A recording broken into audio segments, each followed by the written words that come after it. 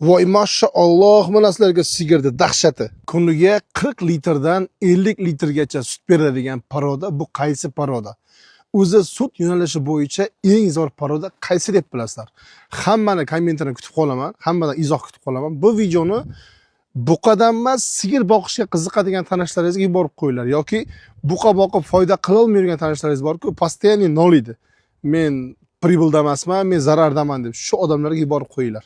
Kuniga O'zbekistonda Xorazmda sut 6000 so'm, boshqa joylarda sut narxi qanaqa? Bu videoni ko'rayotgan har bir kuzatuvchi sut narxini yozib ketsin iltimos. Davay videoni ko'ramiz. Like, kommentlardan obuna bo'lib qo'yish esdan chiqmasin. Shunaqangi dahshat videolar faqat bizning kanalda. Paroda toza chorniy pyostri. Dahshati udarlari kuniga 50 litr, 40 litr sut beradigan dahshatli darajadagi chorniy pyostrilar. Bular plemennoy, eng zoti tozalari. Zoti tozalari. Kalaki variantlari hammasini shoxi yo'q umuman.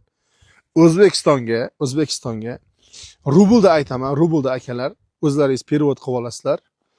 270 ming rubl atrofida boradi. 270 ming rubl atrofida. 147 ga ko'paytirib chiqaravringlar. Qancha bo'lishini. Tozalari, plemennoylari prямо. Sutini qaranglar, sutini. Mashaalloh, sog'ishni qaranglar.